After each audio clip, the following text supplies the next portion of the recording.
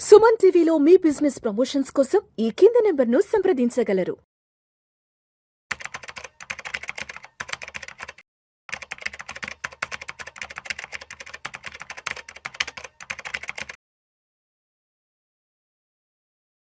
నమస్తే, welcome to Vishnu talks.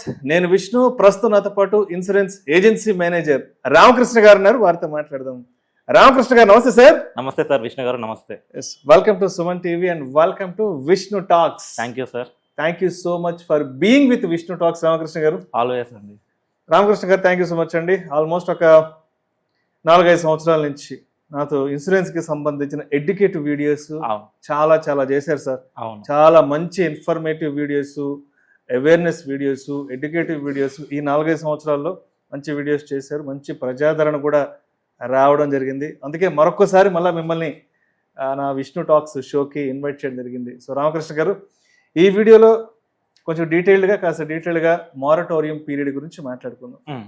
Insurance లో moratorium period గురించి ఎక్కువగా మాట్లాడుతుంటారు కాబట్టి ఏంటి అసలు మారటోరియం పీరియడ్ అంటే ఏంటి?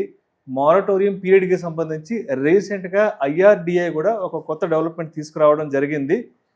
8 సంవత్సరాలు ఉన్న మారటోరియాన్ని 5 సంవత్సరాలకి తీసుకురావడం జరిగింది. మరి ఇప్పుడు 8 సంవత్సరాల నుంచి 5 సంవత్సరాలకి తీసుకురావడం వల్ల ఇక్కడ ఎవరికి నష్టం, ఎవరికి లాభం, అసలు ఇన్సూరెన్స్ కంపెనీలు దీని గురించి ఏమంటున్నాయి? రైట్ సార్, ముందుగా మోరటోరియం పీరియడ్ అంటే ఏమిటంటే ఇన్సూరెన్స్ కంపెనీ పాలసీ హోల్డర్ని తన జెన్యున్ హెల్త్ మీద నమ్మటానికి పట్టే సమయాన్ని మోరటోరియం పీరియడ్ అంటారు. Simple words. ఇప్పుడు ఎగ్జాంపుల్ అండి, ఇప్పుడు మనకు పరిచయం అయింది ఒక 1 అవర్ అయింది ఎగ్జాంపుల్గా. సెషన్ అయిపోగానే మీకు మేము మళ్ళీ ఒక 1 lakh అడిగాను, వెంటనే మీరు నమ్ముతారా? అదే మన జర్నీ ఒక 1-2 years 3 years కంటిన్యూగా జరిగి నా గురించి మొత్తం మీకు తెలుసు, మీ గురించి మొత్తం నాకు తెలిసినాక అప్పుడు నేను మిమ్మల్ని ఒక 1 lakh rupees అడిగాను అనుకోండి, అప్పుడు ఇవ్వడానికి మీకు డౌట్ ఏముండదు. రైట్. అలానే హెల్త్ ఇన్సూరెన్స్ తీసుకున్నాక ఆ కంపెనీ దగ్గర నుండి ఎలాంటి క్లెయిమ్స్ పెట్టలేవు, ఎలాంటి మెడికల్లో చేంజెస్ ఏం లేవు. ఆ తర్వాత తనకి ఏదైనా జరిగి అడ్మిట్ అయినప్పుడు కంపెనీ వెంటనే క్లెయిమ్ అప్రూవ్ చేస్తుంది. అంటే ఆ నమ్మకాన్ని కంపెనీ గెలుచుకుంది. దాన్ని మోరటోరియం పీరియడ్ అంటారు. ఇంతకుముందు ఆ మోరటోరియం పీరియడ్ అనేది 8 years ఉంది. రీసెంట్గా దాన్ని 5 years తగ్గించింది. ఇది మోరటోరియం పీరియడ్ అంటే. నెక్స్ట్ క్వశ్చన్ మీరు ఏమన్నారంటే ఇది ఎవరికి లాభం ఎవరికి నష్టం అన్నారు. రైట్. అయితే ఈ లాభ నష్టాల గురించి చూసుకుంటే ఎక్కువ లాభపడేది ఇన్సూరెన్స్ తీసుకున్న పాలసీ హోల్డర్స్ లాభం ఎక్కువ. ఇప్పుడు చూడండి, కంపెనీస్ ఏముంటున్నాయి, మిమ్మల్ని నమ్మడానికి నాకు 8 years టైం పడుతుంది అంటే పాలసీ తీసుకున్న వ్యక్తులకి ఏమనిపిస్తుంది, అంత టైమా, 8 years టైం పడుతుందా? దాంతో కొంచెం పాలసీ పెనట్రేషన్ అనేది అయిపోతుంటుంది. అదే 5 years తగ్గించాక ఎక్కువ జనాలు పాలసీ తీసుకోవడానికి ఇష్టపడతారు. ఓకే, 5 yearsలో నమ్మకం వస్తుంది, మనకి ఎలాంటి ప్రాబ్లం వచ్చినా క్లెయిమ్స్ అనేది ఇస్తుంది, ఎలాంటి క్వశ్చన్స్ అడగదు, తక్కువ క్వశ్చన్స్ అడుగుతుంది, వెరిఫికేషన్స్ తగ్గుతుంది అని అంటే ఇన్సూరెన్స్ తీసుకోవడానికి ఎక్కువ ఇష్టపడతారు. దానికోసం తగ్గించారు. నెక్స్ట్, ఈ 5 years తగ్గడం వల్ల ఇన్సూరెన్స్ కంపెనీకి వచ్చే లాభం ఏంటి? ఏ ఇన్సూరెన్స్ కంపెనీ అయినా క్లెయిమ్ ఇవ్వడానికి ముందు వాళ్ళు కొన్ని క్వశ్చన్స్ కానీ వెరిఫికేషన్స్ కానీ తీసుకొని క్లెయిమ్ని ఇవ్వకుండా ఉండడానికి మ్యాక్సిమం ట్రై చేస్తారు. కొన్ని కంపెనీస్ ఉంటాయి అలా. ఏదైనా ఒకటి దొరకదా, ఆ దొరికిన పాయింట్ తోటి నేను ప్రస్తుతానికి నేను క్యాష్లెస్ ఆపకుండా ఉండగలమా అనే క్వశ్చన్స్ తోటి వాళ్ళు డీప్ వెరిఫికేషన్ చేసుకోవడానికి క్లెయిమ్స్ ఆపేస్తారు. ఈ 5 years తగ్గినాక వాళ్ళకి తగ్గిపోతుంది. సో కంపెనీస్ ఏమంటున్నాయంటే మేము దానికి ఒప్పుకుంటాం, కానీ దానికి మాకు కూడా కొంచెం వెసులుబాట్లు కావాలి అని ఇన్సూరెన్స్ కంపెనీస్ IRDA దగ్గర మొరబెట్టుకున్నాయి. ఏంటి, నేను ఇన్సూరెన్స్ కంపెనీ ఇచ్చక ముందు నేను వాళ్ళని ఫుల్ బాడీ చెకప్ నేను చేయించుకుంటాను. ఆబ్వియస్లీ అది ఉన్నది. తర్వాత ఈచ్ అండ్ ఎవ్రీ హాస్పిటలైజేషన్కి మాకు యాక్సెస్ కావాలి. ఒక అతనికి ఆఫీస్ ఇన్సూరెన్స్ ఉంది, ఒకతనికి నార్మల్ ఇన్సూరెన్స్ తీసుకున్నారు బయట, అది క్లెయిమ్ పెట్టుకున్నారు, ఆ డిస్క్లోజర్ ఇందులో మెన్షన్ చేయలేదు. అప్పుడు ఏం చేస్తారంటే అన్ని ఇన్సూరెన్స్ కంపెనీస్కి ఇండియాలో ఉన్న ప్రతి హాస్పిటల్కి ఒక యాక్సెస్ తీసుకున్నాం. ఆధార్ నెంబరా, పూర్తి పేరా, మొబైల్ నెంబరా, ఈ నెంబర్ తోటి, ఈ పేరుతోటి, ఆధార్ కార్డ్ నెంబర్ తోటి, ఎంట్రీ తోటి హాస్పిటల్ వాళ్ళు ఇన్సూరెన్స్ కంపెనీకి డేటా ఇస్తారని వాళ్ళు కూడా ఒప్పుకున్నారు. దీంతో ఏమవుతుంది, ఆ పేషెంట్ మెడికల్ హిస్టరీ అనేది పిన్ టు పిన్ ఇన్సూరెన్స్ కంపెనీకి తెలుస్తుంది. ఇతను చెప్పకపోయినా బ్యాక్గ్రౌండ్లో తెలుస్తుంది. దాంతో ఇతను అబద్ధం చెప్పిండా నిజం చెప్పిండా తెలిసిపోతుంది. దాన్ని బట్టి క్లెయిమ్ అనేది బేస్ అయి ఉంటుంది. దీనివల్ల ఇన్సూరెన్స్ కంపెనీస్ ఫ్రాడ్ చేయకుండా ఫ్రాడ్స్ అనేది ఆగిపోతుంటాయి. నెక్స్ట్ పాయింట్, హాస్పిటల్సే కాకుండా ఇండియాలో ఉన్న అన్ని డయాగ్నోస్టిక్ సెంటర్స్కి కూడా ఈ యాక్సెస్ అనేది మాకు కావాలని చెప్పేసి రిక్వెస్ట్ పెట్టుకున్నాం.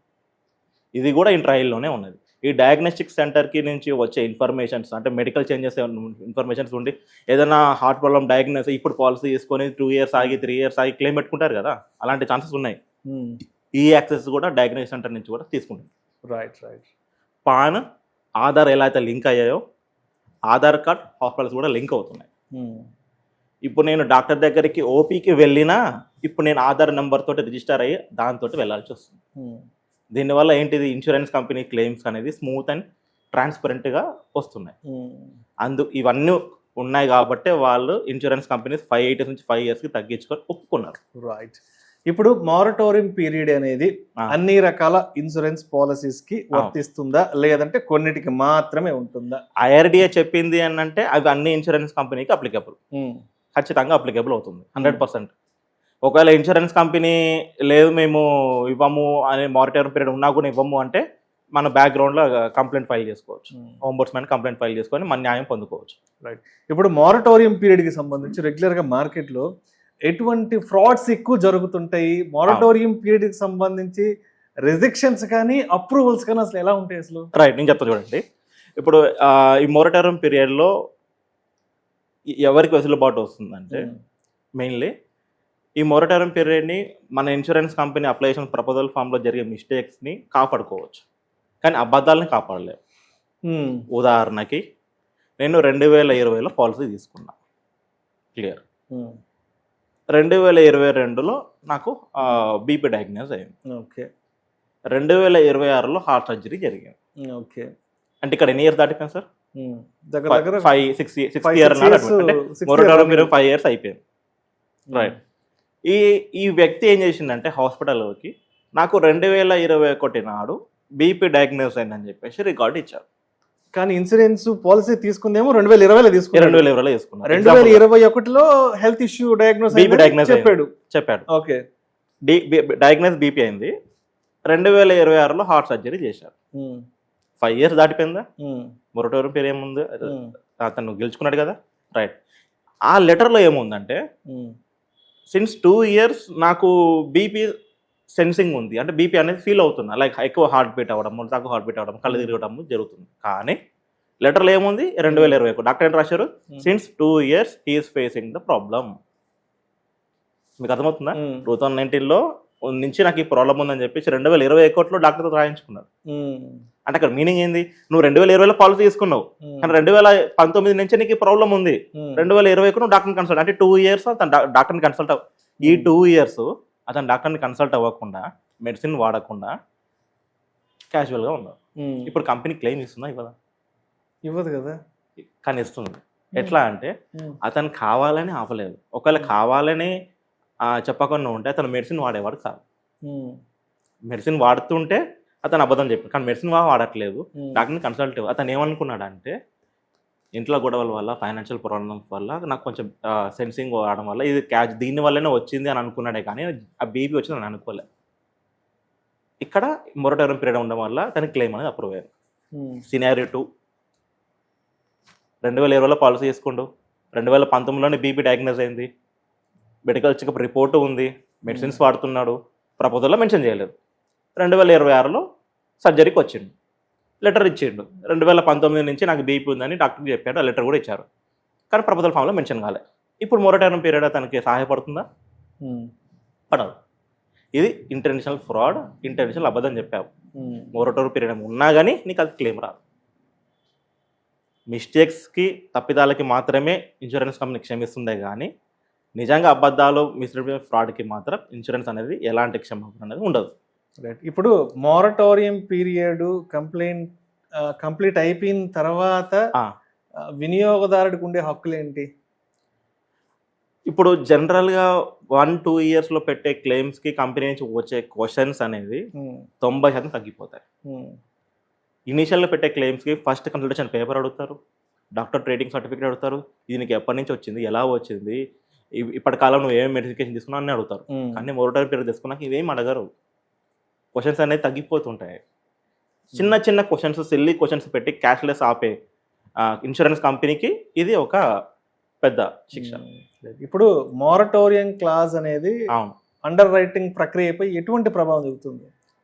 అండర్ రైటింగ్ అండర్ రైటింగ్స్కి సార్ ఇప్పుడు ఏదైనా ఒక వ్యక్తి ఇన్సూరెన్స్ కావాలని అప్లై చేసినప్పుడు ఇతని హెల్త్ కండిషన్ డిసైడ్ చేసేది అండర్ రైటింగ్ టీం ఉంటుంది. అతని వయసు ఏంటిది, అతని జెండర్ ఏంటిది, అతను చేసే వర్క్ ఏంటిది, ఏ లొకేషన్లో ఉన్నారు, ఈ 4 బేస్ మీద పాలసీ ఇవ్వాలా వద్దని డిసైడ్ చేస్తుంటారు. ఇప్పుడు హై ఏజ్ ఉంది, ఎక్కువ మెడికల్ చెకప్ చేసుకొని కంపెనీ పాలసీ అనేది ఇస్తుంది. సో మోరటోరియం పీరియడ్కి దీనికి ఎలాంటిది ఎఫెక్ట్ ఏముంది. అండ్ అదేవిధంగా ఇప్పుడు మోరటోరియం పీరియడ్ అనేది కంపెనీలకు సంబంధించిన క్లెయిమ్ సెటిల్మెంట్ రేషియోపై ఎటువంటి ఇంపాక్ట్ చూపుతుంది? రైట్, ఈ మోరటోరియం పీరియడ్కి క్లెయిమ్ రేషియోకి ఎటువంటి ఇంపాక్ట్ వస్తుందంటే మోరటోరియం పీరియడ్ దాటినాక క్లెయిమ్స్ అనేది చాలా నెంబర్ అనేది పెరుగుతుంటుంది. మోరటోరియం పీరియడ్ బిఫోర్ క్లెయిమ్స్ని ఎర్లీ క్లెయిమ్స్ అంటారు. ఈ ఎర్లీ క్లెయిమ్స్ అనే క్లెయిమ్ సెటిల్మెంట్ రేషన్ తగ్గుతుంది. అంటే ఎక్కువ క్లెయిమ్స్కి ఇన్సూరెన్స్ కంపెనీ ఆమోదించదు. ఈ మోరటోరియం పీరియడ్ తగ్గినాక ఇన్సూరెన్స్ కంపెనీస్ ఏం చేసినాయంటే, ఇన్సూరెన్స్ కంపెనీస్ బోర్డు IRDAకి ఏం చెప్పినాయంటే, ఈ లోపు వచ్చే క్లెయిమ్స్కి మాత్రం మేము డీప్ వెరిఫికేషన్ చేసుకుంటాము, మాకు పర్మిషన్ ఇవ్వండి అని IRDAకి చెప్పుకుంది. దానికి వాళ్ళు అంగీకరించారు. ఈ లోపు జరిగే క్లెయిమ్స్కి క్షుణ్ణంగా పరిశీలిస్తుంది. అదే మోరటోరియం పీరియడ్ దాటినాక చిన్న చిన్న మిస్టేక్స్కి ఏమన్నా సరే క్లెయిమ్స్ అనేది ఇస్తుంది. సో మోరటోరియం పీరియడ్ దాటినాక క్లెయిమ్స్ అనేది రేషియో పెరుగుతుంది, ఈ లోపు ఉన్న వాటి క్లెయిమ్ రేషియో తగ్గుతుంది. సో రామకృష్ణ గారు, అంటే మీరు ఎప్పటి నుంచి ఇన్సూరెన్స్ రంగంలో ఉన్నారు చెప్పండి? Since 8 years. 8 years నుంచి ఉన్నారు కదా. ఇప్పుడు మోరటోరియం పీరియడ్కి సంబంధించి ఏమైనా కోర్టు కేసులైన ఇష్యూస్, మీ క్లయింట్స్కి సంబంధించి ఏదైనా ఇబ్బంది పడ్డ సందర్భాలు, ఎస్పెషల్లీ ఫర్ మోరటోరియం పీరియడ్కి సంబంధించి మీ వరకు వచ్చిన ఫైల్స్ ఏమున్నాయి? ఉన్నాయి, రెండు ఉన్నాయి సార్. రెండు ఉన్నాయి. అది ఒకసారి చెప్పండి. రైట్. ఒక అతను ఏం చేశారంటే 2023లో 2023లో స్టార్ హెల్త్ ఇన్సూరెన్స్ నుండి టాటా ఏజ్ ఇన్సూరెన్స్ కంపెనీకి పేర్లు వదిలేండి, ఒక ఇన్సూరెన్స్ కంపెనీ నుండి ఒక ఇన్సూరెన్స్ కంపెనీకి పోర్ట్ అయ్యారు. సమ్ ఏ అనే నుంచి బి కంపెనీకి పోర్టబుల్ అయ్యాడు. ప్రీవియస్లీ అతను ఆల్మోస్ట్ 7 years నుంచి ఉన్నారు. 7 years నుంచి ఉన్నారు. సారీ 9 years నుంచి ఉన్నారు. Sorry, exactly 9 years. ఏలో ఫస్ట్ కంపెనీలో 9 years ఉన్నారు. ఏ అనే కంపెనీలో 9 years ఉన్నారు. బి అనే కంపెనీకి మారాడు. ప్రీమియం కట్టిన 2 monthsకే అతనికి మన 20 దగ్గర తొంటి భాగం డిస్ప్లేస్. ఇన్సూరెన్స్ కంపెనీ ఏం చేసింది చెప్పండి? క్లెయిమ్ ఇవ్వాలా ఇవ్వద్దా? ఇవ్వాలి కదా. ఇవ్వాలి, మోరటోరియం పీరియడ్. కానీ కంపెనీ క్లెయిమ్ ఇవ్వలేదు. ఎందుకు క్లెయిమ్ ఇవ్వలేదంటే, నువ్వు మా దగ్గరకు వచ్చేసి 2 months అవుతుంది, 2 months అవుతుంది, even though you are having 9 years, I'm having doubt అని చెప్పేసి అన్నారు. అతను ఏమన్నాడు, నాకు మోరటోరియం పీరియడ్ బెనిఫిట్ ఉంది, పోర్టబిలిటీ బెనిఫిట్ ఉన్నది, మీరు 8 years కండిషన్ ఉంది, నాకు 9 years ఉన్నది, ఈవెన్ దో 1 year క్రాస్, నేను ఇప్పటి వరకు ఒకటే క్లెయిమ్ పెట్టుకున్నా, కోవిడ్ క్లెయిమ్. ఆ కోవిడ్ క్లెయిమ్ నేను మీకు డిస్క్లోజ్ చేశాను, మీరు నాకు పాలసీ కూడా ఇచ్చారు. ఓకే, అంటే మెడికల్ హిస్టరీ కూడా మీరు దానికి యాక్సెప్ట్ చేసి నాకు పాలసీ కూడా ఇచ్చారు, నాకు ఎందుకు ఇవ్వట్లేదు అని చెప్పేసి తను కంపెనీకి వెళ్ళారు. అంటే ఇప్పుడు వెనక తుంటి సమస్య అన్నారు కదా. అవును. అంటే అది మామూలుగా తన హెల్త్ ఇష్యూస్ నుంచి బయటకు వచ్చిందా, ఏదైనా ప్రమాదం యాక్సిడెంట్ జరిగి అతను లాస్ట్ 5 years నుంచి ఒకటే ప్లేస్ లో మార్నింగ్ టు ఈవినింగ్ నైట్ వరకు కూర్చొని వర్క్ చేస్తున్నారు. అంటే దీర్ఘకాలికంగా వచ్చిన సమస్య, యాక్సిడెంట్ అయి ప్రమాదం జరిగి అప్పటికప్పుడు వచ్చిన ఇష్యూ కాదు. రైట్, దీర్ఘకాలిక సమస్య. ఒకటే చోట కూర్చొని మార్నింగ్ టు ఈవినింగ్ కూర్చొని వర్క్ వల్లనే అది డిస్ప్లేస్ అనేది జరిగింది. కంపెనీ క్లెయిమ్ ఆపేసింది. క్లెయిమ్ ఆపేసాక తను నన్ను అడిగారు, అన్న మీరు పోర్టబిలిటీ బెనిఫిట్ ఉంది, మోరటోరియం బెనిఫిట్ ఉంది, మీరు నాకు ఓకే అన్నాకనే పాలసీ నేను మీ దగ్గర తీసుకున్నాను, ఇప్పుడు కంపెనీ క్లెయిమ్ ఇవ్వట్లేదు, ఇప్పుడు మీరు ఇస్తారా కంపెనీ ఇస్తారా అని అడిగారు. సరే, ఒకవేళ కంపెనీ ఇవ్వకపోతే నేనే మెడికల్ ఎక్స్పెన్స్ పెట్టుకుంటాను, నాకు నమ్మకం ఉంది అని చెప్పేసి క్లెయిమ్ దగ్గరికి వెళ్తే కంపెనీ ఏమన్నదంటే, లేదు మీరు ఏ అనే కంపెనీ మీరు క్లెయిమ్ సరిగ్గా ఇవ్వట్లేరు కాబట్టి ప్రాబ్లం వచ్చిందని మీకు తెలుసు కాబట్టి మీరు ఇప్పుడు ఇక్కడికి మారారు అని కంపెనీ అంటుంది. ఇప్పుడు ప్రూవ్ చేసుకోవాల్సిన బాధ్యత మా మీదనే ఉంది. సరే, నాకు ఒక డౌట్ రామకృష్ణ గారు, ఇప్పుడు 9 సంవత్సరాల పాటు ఏ అనే కంపెనీతో ఉన్నాడు. 9 సంవత్సరాలు పూర్తయిన తర్వాత 10వ సంవత్సరం బి అనే ఇన్సూరెన్స్ కంపెనీకి షిఫ్ట్ అయ్యాడు. ఇప్పుడు ఇందా కేసులో ఆయనకి లాంగ్ రన్ లో ఇష్యూ వచ్చింది. సరే, ఏదైనా రోడ్ యాక్సిడెంట్ అయ్యి ఏదైనా బైక్ యాక్సిడెంట్ అయ్యి పడి అప్పుడు వస్తే అప్పుడు ఏంటి మోరటోరియం పీరియడ్ సంగతి? మోరటోరియం పీరియడ్ ఉన్నా లేకపోయినా day 1 నుంచి తన క్లెయిమ్ ఎలిజిబిలిటీ వస్తుంది. దానికి సంబంధం లేదు, యాక్సిడెంటల్ సంబంధం లేదు, దీర్ఘకాలిక సమస్యలకు మాత్రమే వెరిఫికేషన్ ఉంటుంది. అంటే ఇది ఎప్పటి నుంచో లాంగ్ రన్ గా వేధిస్తున్న సమస్య, మీకు ఆల్రెడీ తెలిసిన సమస్య కాబట్టి నువ్వు మీరు కంపెనీ మారుతున్నారు దాన్ని చెప్పావు.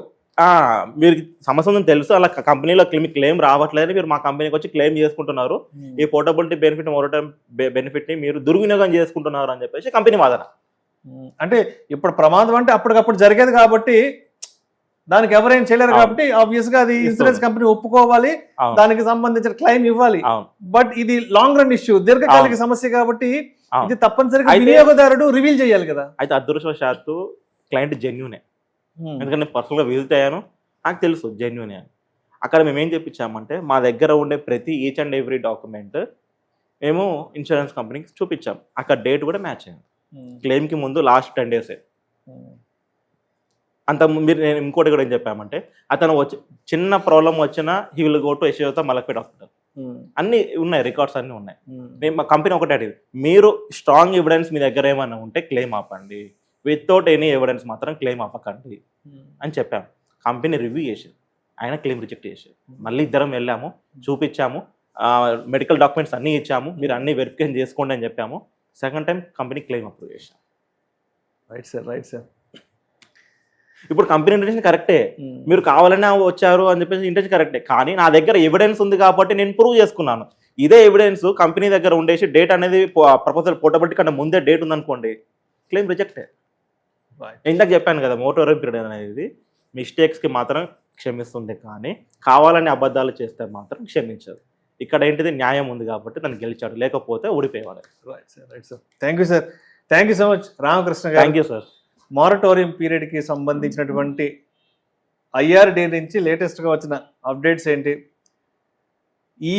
ఈ కొత్తగా వచ్చిన డెవలప్మెంట్స్ వల్ల ఇన్సూరెన్స్ కంపెనీలకు ఉన్న లాభ నష్టాలు ఏంటి, వినియోగదారులకు ఉన్న లాభ నష్టాలు ఏంటి, అదేవిధంగా ఇన్సూరెన్స్ తీసుకున్న తర్వాత మారటోరియం పీరియడ్కి సంబంధించి ఎటువంటి అంశాలను తప్పనిసరిగా వినియోగదారుడు తెలుసుకోవాలి అన్న ఇటువంటి అన్ని రకాల అంశాల గురించి చాలా చాలా చక్కగా మన సుమన్ టీవీ ప్రేక్షకులకు విష్ణు టాక్స్ ద్వారా షేర్ చేసుకున్నారు. సమయం మించిపోతుంది, ఎందుకంటే ఇంతకంటే ఇంకా ఎక్కువ విషయాలు మాట్లాడితే ఎక్కువ టైం పడుతుంది.